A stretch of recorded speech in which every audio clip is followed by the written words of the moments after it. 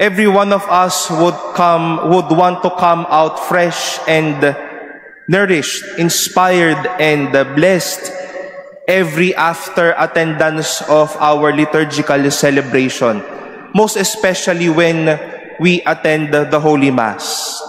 At hindi po ba ito totoo para sa bawat isa sa atin? Na lumabas tayo ng simbahan o ng mga pagdiriwang ng liturhiya ng may inspirasyon o pagpapalang nakuha sa pagdiriwang natin ng banal na misa. If you wish to notice our first reading, the prophet Ezekiel was brought by an angel to a temple where water was flowing abundantly. At ang tubig na ito ay ginagawang sariwa at tila makulay ang lahat ng mga bagay. And we've heard, the fruit of the trees of every kind shall grow. Their leaves will not fade, nor their fruit will fail. The temple was not anymore only a place where their intellect was fed with the law, but the temple will now be a sign of God's blessings and growth to His people. Na sa simbahan, may paglago at pagpapala sa bawat tao. But on the one hand, we've heard a not so cold Jesus in today's gospel. He saw this temple, isang lugar na mahalaga, isang lugar na kung saan binibigyang halaga niya at talagang pinapakayaman-yaman niya bilang isang tao. A holy place for him and for everyone. But now it turned to be a marketplace. Isang palengke, may gulo. Hindi na makadasal marahil ang mga tao. Isipin nyo na lamang po ang Manila Cathedral at sa inyong mga kanto ay may mga nagsisigawan at nagbebenta dyan po sa paligid ninyo. Papasok pa ho ba kayo sa katedral o makakasimba ho ba kayo kapag nakita ninyong magulo ang lugar na ito? Nagalit siya. Inalis at itinapon niya ang mga bagay na hindi naman para sa isang templo. But you know, such zeal for this house was just worthy. Baka talagang dapat lang ginawa ni Jesus na alisin ang mga bagay na iyon.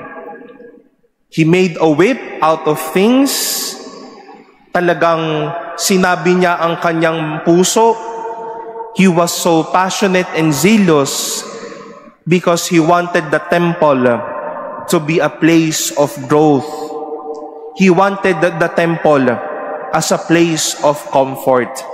He wanted that from the temple, people will be well and will be fresh in this life.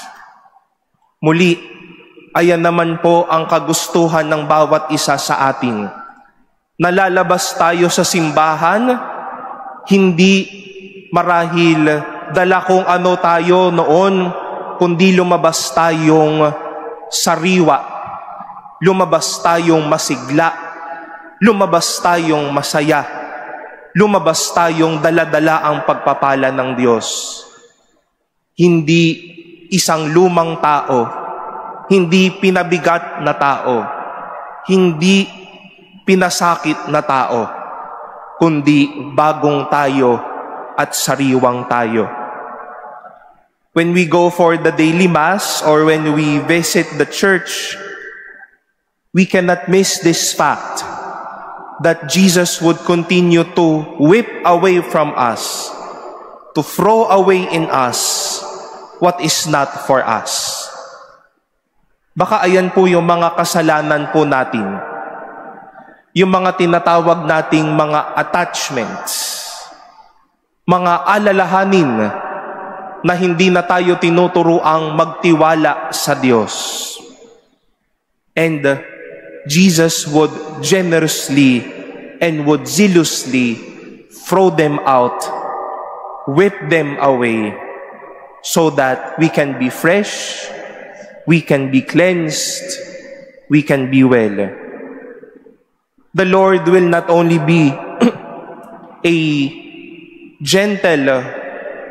will not only be gentle like water to clean what is inside, but He can whip and throw things that will not make us holy and beautiful in this life.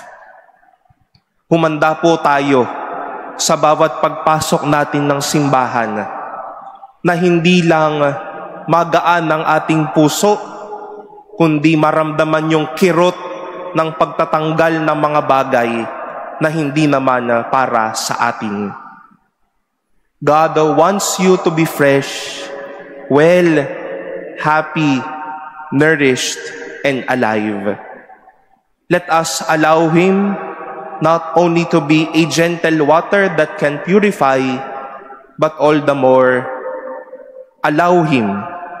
Hayaan po nating alisin ni Jesus ang anumang mga bagay na makapipinsala sa atin, ang mga bagay na makapagpapapangit sa kalooban natin, at mga bagay na hindi tayo magiging kamukha ni Jesus.